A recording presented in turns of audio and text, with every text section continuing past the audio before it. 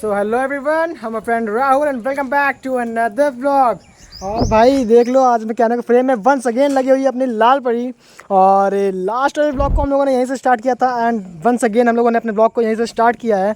But the thing is भाई कि आज जो डे है वो डिफरेंट है, देख सकते हो भाई, सारे के सारे सिनेरियोज डिफरेंट हैं और जो वेदर है वो भी डिफरेंट है। और आज के इस ब्लॉग में जो मैं आपको दिखाने वाला हूँ वो चीज़ ऑलमोस्ट सेम बना ली है जो कि मैंने आपको लास्ट वाले ब्लॉग में दिखाई थी, ठीक है। बट जो डिफरेंस होने वाला है वो यही है कि लास्ट वाले ब्लॉग में हम लोगों ने सिर्फ और सिर्फ रिव्यू किया था अपने एक्सट्रीम का और आपको बताया था कि भाई कौन कौन सी ऐसी चीज़ें हैं जो मुझे इस बाइक की पॉजिटिव लगी और कौन कौन सी चीज़ें जो नेगेटिव लगी, ठीक है। और आज के इस ब्लॉग में हम लोग वंस अगेन करने तो सेम चीज़ जा रहे हैं, ठीक है, लेकिन जो वे होने वाला है डिफरेंट होने वाला है क्योंकि यहाँ पे रखा हुआ है अपना हेलमेट और देख सकते हो भाई मोटो ब्लॉगिंग सेटअप लगा हुआ है। और आज के इस ब्लॉग में, लास्ट वाले ब्लॉग में मैंने आपको बताया था भाई कि इस ब्लॉग में जितने भी कमेंट्स होंगे सारे के सारे कमेंट्स को और इशूज़ को मैं रिजॉल्व करने वाला हूँ अपने नेक्स्ट ब्लॉग में, जिसमें मैं अपनी एक्सट्रीम को राइड करूँगा। राइड करते करते आपको दिखाऊंगा कि राइडेबिलिटी गाड़ी की कैसी है ना, पहले से क्या डिफरेंस आया है इसकी राइड में, और साथ साथ में इसका माइलेज एंड ऑल वो तो मैं आपको चलो ठीक है रियल टाइम वाला दिखा दूँगा। बाकी जो मेन आज का ब्लॉग होने वाला है ना वो प्रॉपर इसकी राइड के ऊपर होने वाला है, ठीक है। तो इस फ़ोन को और कैसे कैमरा को बंद करते डायरेक्टली मिलते हैं आपसे मोटो ब्लॉगिंग सेटअप। और अभी आप देख ही पा रहे हो कि गोप्रो के पॉइंट ऑफ व्यू से ये बाइक कैसी लग रही है, ठीक है, क्योंकि डेफिनेटली इसके अंदर हम लोगों ने कुछ मॉडिफिकेशन ऑल भी करा रखी हैं। लाइक जो इंजन गार्ड लगा हुआ है फिलहाल के लिए इसमें लगा हुआ है RTR 160 का है ना, इससे रिलेटेड आपने कमेंट्स किया था लास्ट वाले ब्लॉग में। तो ये देख लो भाई RTR 160 का इंजन गार्ड है और इसको थोड़ा सा कट करके हम लोग को इसमें इंस्टॉल करना पड़ा है ना, जो कि डेफिनेटली डायरेक्ट फिट नहीं होता है। फिट करने के लिए बहुत सी मशक्क़तें करनी पड़ी हैं हम लोगों को, वो सब मैं आपको अपने अपकमिंग और किसी डिफरेंट ब्लॉग में दिखाऊंगा। बट चलो सो भाई सबसे मेन चीज़ जो मुझे आपको दिखाई थी वीडियो के स्टार्ट में मुझे दिखा देना चाहिए था बट मैंने आपको दिखाया नहीं, ठीक है। थोड़ा सा आगे आपको दिखा रहा हूँ, तो वो है इसका ओडोमीटर, ठीक है। एक बार वंस अगेन आपको दिखा देता हूँ कि कितना किलोमीटर अपनी बाइक ऑलरेडी रन कर चुकी है, ठीक है। तो यहाँ पे ट्रिप में जो डिस्टेंस दिखा रहा है 32.2 किलोमीटर्स का है, वो तो मैंने आज इसको राइड किया है। और जो इसका ओडो है वो अभी चल रहा है 11,301, ठीक है। 11,301 इसका ओडो कंप्लीट कर चुकी है। इट मीन्स कि मोर देन 11,000 हो गया है, ठीक है। तो वंस अगेन सेकंड टाइम मैं आपको शो कर रहा हूँ ये स्पीडोमीटर। और इतने ज़्यादा किलोमीटर्स के बाद में आज हम लोग इसकी राइड करने वाले हैं, राइड करके आपको बताने वाले हैं कि एक्चुअल में ऑन रोड कैसी है और लॉन्ग टर्म में आपको इसको लेना चाहिए या नहीं। चलो सो स्टार्ट करते हैं अपनी एक्सट्रीम को।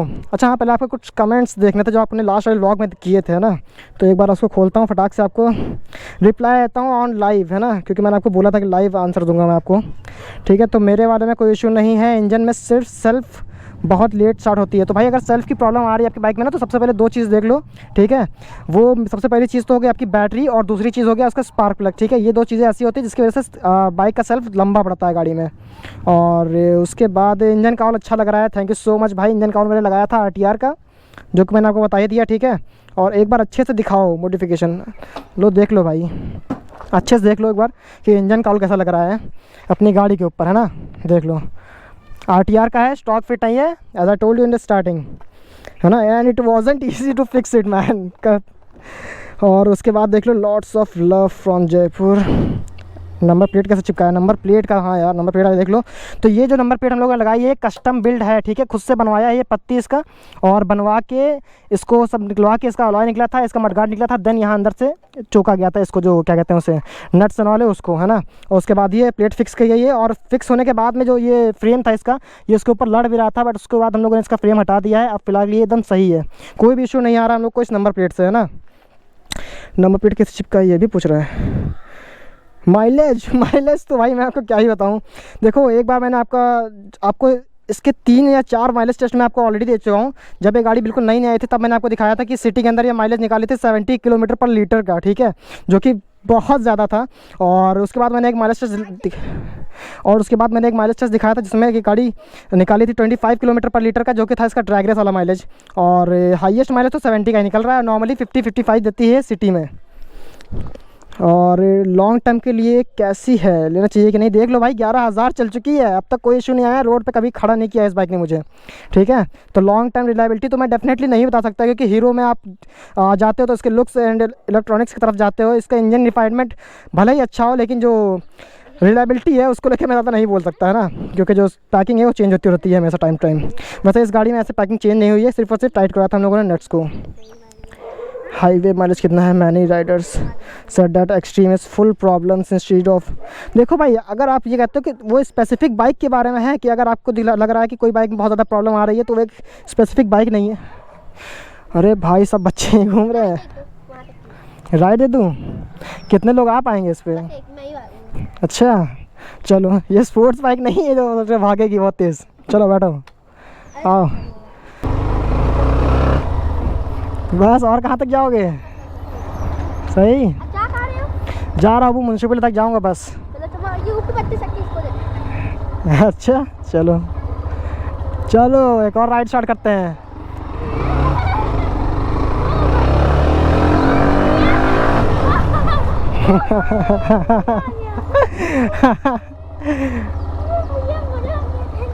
मोस्ट वेलकम बाबू। एक्सट्रीम की राइड में बच्चों को इतना मज़ा आ गया तो सोचो भाई, सोचो कि पल्सर RS 200 अपने जेटरे की राइड में कितना मज़ा आएगा। खैर ये सारे बच्चे मेरे घर के पास में ही रहते हैं, दूसरे वाले, और टाइम भी टाइम मुझे मिला करते हैं, बट फर्स्ट टाइम मैंने किसी को राइड दी है अपने एक्सट्रीम पे। वैसे मैं राइड सनॉल किसी को देता नहीं हूँ, बहुत ही ज़्यादा दूर रहता हूँ राइड वाले लफड़े से। और सस्पेंशन तो भाई आप देख ही पा रहे होगे कि कैसे वर्क कर रहे हैं इसके। सिटी के अंदर भाई बहुत ज़्यादा ओके है, मैं ये नहीं कहूँगा कि ज़्यादा स्मूथ है, ना तो ये ज़्यादा स्मूथ है ना ही बहुत ज़्यादा स्टिफ है, ठीक है, और ना ओके साइड है।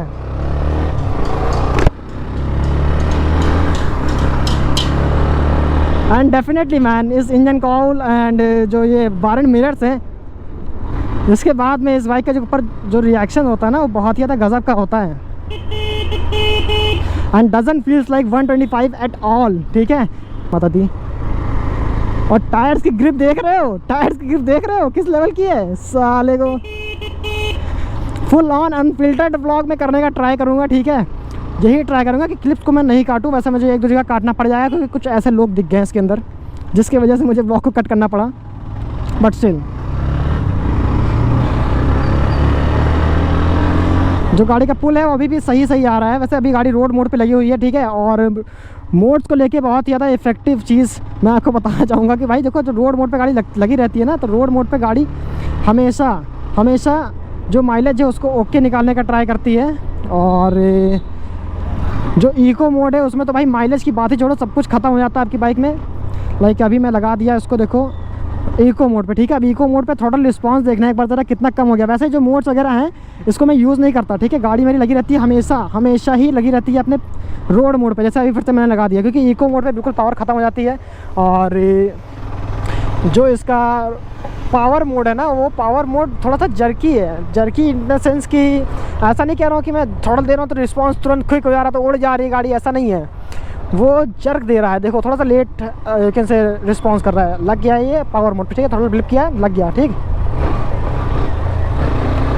थ्रॉटल छोड़, देखो थ्रॉटल छोड़ने के बाद भी 0.5 सेकंड का जो डिले है वो हम लोग को देखने को मिलता है यहाँ पे। गाड़ी अपने आप भी खिंचती चली जाती है, ऐसा लगता है मुझे रोड मोड पे। और बहुत सी बार उसके थ्रू जानते हो ऐसा हो सकता है ना कि जब मैं थ्रॉटल लिया रहूँ तो गाड़ी भागने लगी और जब ब्रेक मारने का टाइम आया तो गाड़ी थ्रॉटल छोड़े ही ना इंस्टेंट, तो वो इंस्टेंट चीज़ वाली बात है। तो इंस्टेंट नहीं हो रहा है, इसमें थोड़ा सा लैग है अगर आप लोग इसको राइड करोगे इसके पावर मोड पे, ठीक है। एंड उसके अलावा तो डेफिनेटली यार जो इसकी ब्रेकिंग है और हैंडलिंग है, सब कुछ बहुत टॉप नॉच है।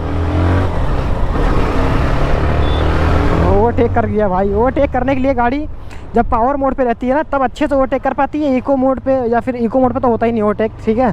लेकिन जब आप 80 की स्पीड पे इसको क्रूज़ कर रहे हो ऑन अ हाईवे पे क्रूज़ करते टाइम जब आपको किसी को ओवरटेक करना रहेगा, आप पिलियन के साथ में रहोगे ना, तब आपको लगेगा कि पावर की कमी आ रही है, तो उस समय आपको यूज़ करना है अपना पावर मोड पे लगाओ ना, तो गाड़ी 80 से 100 बहुत जल्दी पहुंचती है। वैसे इस गाड़ी की टॉप स्पीड ज़्यादा नहीं है और इस गाड़ी के लिए जो 80-100 की स्पीड है वो भी बहुत ज़्यादा है, बट स्टिल जब पावर मोड पे रहोगे ना तो गाड़ी 80 के बाद भी अच्छा पुल करती है, ये मैंने नोटिस किया है, ठीक है, पिलियन के साथ में।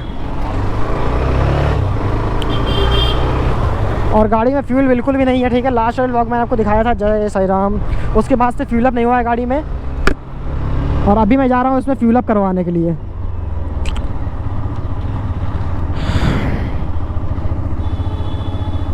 चल रहा है कि नहीं गोप्रो यार? चल रहा है, चल रहा है, सही। चलो सो गोप्रो इज़ रोलिंग यार। बहुत ज़्यादा टेंशन थी मुझे गोप्रो को लेकर, क्योंकि एक बार मैं घर से होके आ चुका हूँ सिर्फ गोप्रो के चक्कर में।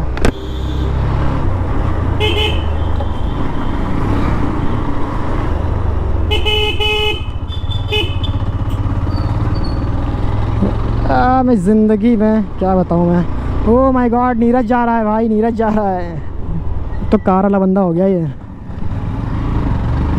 क्या ही बोले कोई किसी से।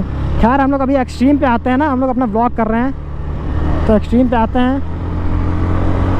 और पुल देख रहे हो कि भाई रोड मोड पे भी पुल गाड़ी का बहुत ज़्यादा ठीक ठाक है, ठीक है। ऐसा नहीं कहूँगा बहुत ज़्यादा इंसेन पावर निकल के आ रही है, क्योंकि डेफिनेटली आई ओन RS 200 और RS 200 ऑन करने के बाद में भाई डेफिनेटली आपको ये जो एक्सट्रीम 125 है बहुत ज़्यादा अंडर पावर लगने वाली है। बट हाँ, बट स्टिल मैन 125 cc के हिसाब से पावर आपको इनफ मिलती है। जब पावर मोड पे चलाओ ना तो गाड़ी देखो पुल दे रही है तुरंत। लेकिन वही है, थोड़ा सा लैग आ रहा है। देखो मैंने थोड़ा सिर्फ सेकंड के लिए दिया, ठीक है, लेकिन गाड़ी क्या उठी ज़्यादा टाइम के लिए। देखो मैं 0.5 सेकंड के लिए इसको थ्रॉटल दूंगा और ये गाड़ी चलेगी 0.8 सेकंड के लिए। ये बहुत बड़ी कमी मैं आपको दिखा रहा हूँ गाड़ी की, देखना है। देखो छोड़ दूंगा भाई, ये है लैग है थोड़ा सा थ्रॉटल में लैग नहीं है। मतलब थ्रॉटल जब छोड़ो आप तब उस चीज़ में लैग है। थ्रॉटल को वापस से लो करने में इसमें लैग होता है। और गाड़ी इको मोड पे हो चाहे जिस मोड पे हो, गाड़ी अगर आप 0 से उठाओगे तो अच्छा टॉर्क देगी। अब पता नहीं ऐसा है ऐसा ट्यून्ड है या क्या है, लेकिन हाँ ये तो है। और देख पा रहे हो भाई चलने में बहुत ज़्यादा मक्खन है आज भी, बहुत ही ज़्यादा स्मूथ एंड बहुत ही रिफाइंड। हैंडलिंग का तो पूछो मत भाई। कम से ये कौन सी गाड़ी आ रही है? RR आ रही है। RR सीटें है क्या? अबे नहीं यार, V2 है कसम से। वही मैंने सोचा कि RR में तो हाइलोजन आता ही नहीं था कभी, स्टार्टिंग से LED आ रहा है कि आया है, शायद नहीं आया है। और अभी हम लोग पहुंचने वाले हैं मुंशी पुलिया पर। यहीं पे हम लोग को फ्यूल अप कराना है मुंशी पुलिया पेट्रोल पंप पर। और गाड़ी पुल आज भी अपने आप को बहुत ज़्यादा अच्छा कर रही है। Although I am on a road mode but still.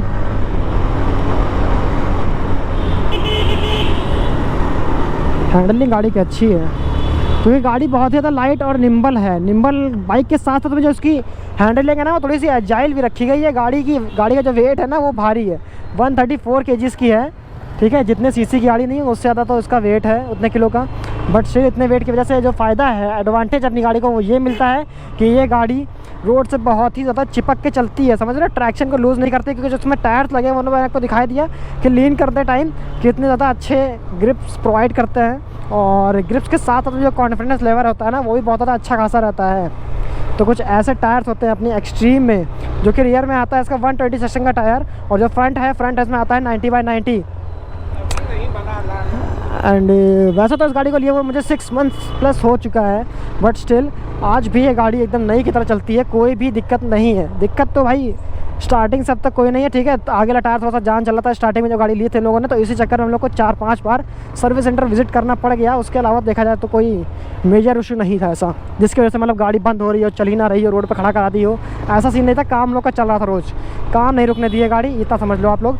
और वैसे भी जो इशूज़ और ऑल है वो तो खाली स्पेसिफिक एक दो बाइक पे है ना, ज़रूरी थोड़ी ना कि हर एक बाइक के साथ में ऐसा हो। लेकिन हाँ, जो इंजन हेड लीकेज वाला प्रॉब्लम है ये तो मैंने ज़्यादातर गाड़ियों में देखा है कि होता ही होता है।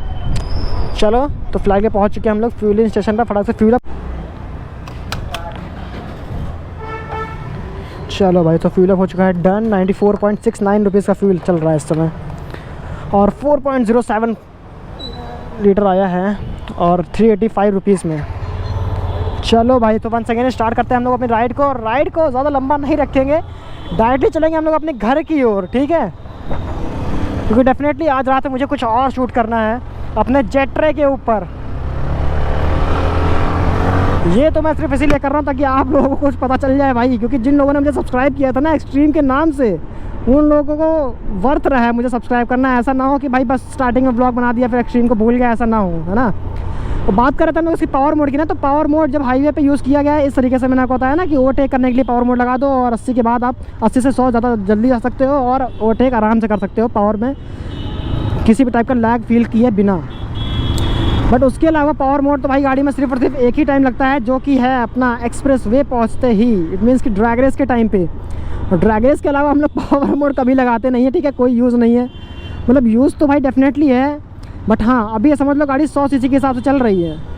और ये एक ऐसी चीज़ है ना जो कि छोटी गाड़ी में देख के बहुत ही ज़्यादा इफेक्टिव चीज़ हो गई है, समझ लो ये। वैसे ज़रूरत तो नहीं हम लोग को पावर को इतना ज़्यादा कम ज़्यादा करने की, बट स्टिल जिन लोगों को माइलेज चाहिए, माइलेज के लिए वो लोग ऐसा कर सकते हैं, क्योंकि एक्सट्रीम एक ऐसी बाइक है जो कि ऑलमोस्ट एक स्पोर्ट्स में आ जाती है। 125 सीसी की भले हो, क्यूबिक कैपेसिटी में बहुत छोटी गाड़ी है, क्यूबिक कैपेसिटी में गाड़ी बहुत छोटी है, बट जो इसका रोड प्रेजेंस है, जो स्टैंड है, वो एक बड़ी बाइक का ही निकल के आता है। इट मीन्स कि 200 सीसी सेगमेंट का, लाइक ऑलमोस्ट 200 का निकलता है। नॉर्मली देखा जाए तो 150 का रहता है। अगर आप थोड़ा मॉडिफाई कर देते हो गाड़ी को तो गाड़ी लगने लगती है 180। 200 तो नहीं लगती यार, डेफिनेटली यार, क्योंकि 200 है, कहीं से पता चलेगा ही। बट हाँ, 180 तक का आप इसमें मैच कर सकते हो। ऐसी तो लगती है यार अपनी एक्सट्रीम, सही बात है। लुक्स में बहुत ज़्यादा गजब लगती है, एक नंबर। जो इंजन गार्ड मैंने अभी लगाया हुआ है ना अपनी एक्सट्रीम में, ये इंजन गार्ड आप खरीद सकते हो मेरे लिंक के थ्रू। मतलब खरीद तो आप कहीं भी सकते हो, लेकिन मैं I will suggest you to buy it from my own link, like from my video. जो मैं प्रोडक्ट टैग कर रहा हूँ वहाँ से प्लीज़ उसको जाकर खरीद लेना, ताकि मेरी भी थोड़ी सी हेल्प हो सके आप लोगों की हेल्प से, है ना। और आप लोगों को बताना भी था भाई कि एक्सट्रीम कैसी है। लॉन्ग टर्म के लिए तो डेफिनेटली आपको एक बार सोचना पड़ जाएगा, लेकिन वही है कि अब लॉन्ग टर्म में सोचना क्यों पड़ेगा, ज़रा ये बताओ। जब कंपनी आपको बोल रही है 5 साल चलाओ, 80,000 चलाओ, तब आपको क्यों सोचना पड़ रहा है गाड़ी के रिलायबिलिटी को लेकर? क्योंकि आपको तो गाड़ी उठा के जाके सीधा वहीं पटकनी है ना उनके खोपड़ी पे। कुछ भी होता है गाड़ी में तो, वैसे तो गाड़ी में कुछ होने नहीं वाला। जो मेजर पार्ट्स जो क्या कहते होते हैं, लाइक वेरिएंट एयर वाले पार्ट्स होते हैं, वो पार्ट्स। अबे ये रास्ता बंद है यार, मैं इधर से कहाँ जा रहा हूँ। जो बाइक के वेरिएंट एयर वाले पार्ट्स हैं ना, उसके अलावा देखा जाए तो कोई भी ऐसी चीज़ नहीं है जो गाड़ी में ख़राब होने वाली हो, सिवाय इसके इंजन के। वैसे इंजन को लेके मुझे ऐसा नहीं लग रहा है कि आपको कुछ करवाना ही पड़ेगा, क्योंकि आज तक इतना टाइम हो गया मुझे गाड़ी को चलाते हुए। इस गाड़ी पर ड्रैग रेस भी हुई है, बहुत ज़्यादा रफ भी चलाई गई गाड़ी, बहुत ज़्यादा स्लो भी चलाई गई है, लेकिन इतना सब कुछ चलाने के बाद भी गाड़ी से आज तक किसी भी टाइप की नॉकिंग की साउंड नहीं आई है। Because it is about you and your riding style, है ना। अगर आप सही से राइड करते हो, गाड़ी को इज्जत से रखते हो, तो गाड़ी डेफिनेटली चलने वाली है। अगर आप उसको कुत्ते की तरह भगा रहे हो, ये कर रहे हो, तो फिर भाई कहाँ ही चलेगी। कुछ तो समझो ना। कुछ लोग, क्या बताऊँ मैं, खैर हटाओ। कुछ लोगों में मेरा नाम भी आता है जो कि अपनी गाड़ी को बिल्कुल भी इज्जत नहीं चलाते हैं। जैसे कि मैं अपने जेट्रे को बिल्कुल भी इज्जत से नहीं चलाता हूँ, क्योंकि डेफिनेटली यार इट्स एन स्पोर्ट्स बाइक, और मेरी एज भी इतनी है ना अभी कि बहुत ज़्यादा खून गर्म रहता है, तो भगाने लगता हूँ मैं पागलों की तरह। खैर वो सारी चीज़ें तो बात की है ना, BMW आ रही है पुरानी वाली। फिलहाल ये कुछ ऐसी है अपनी एक्सट्रीम जिसमें आज तक साउंड वैसे ही है, किसी भी टाइप की नॉकिंग की साउंड नहीं आई है लोग को इसके इंजन से। और इंजन हेड लेके वाली प्रॉब्लम हम लोग को आई थी एक बार, जिसमें हम लोगों ने इसके बोल्ट्स टाइट करवाए थे बस, और टाइट करने के बाद से आज तक दोबारा से वाली प्रॉब्लम नहीं आई है। उसके बाद भी जबकि ड्रैग रेस शूट किए हैं हम लोग, गाड़ी आप इज्जत से चलाओगे तो एकदम सही चलेगी, कोई प्रॉब्लम नहीं है, नो डाउट।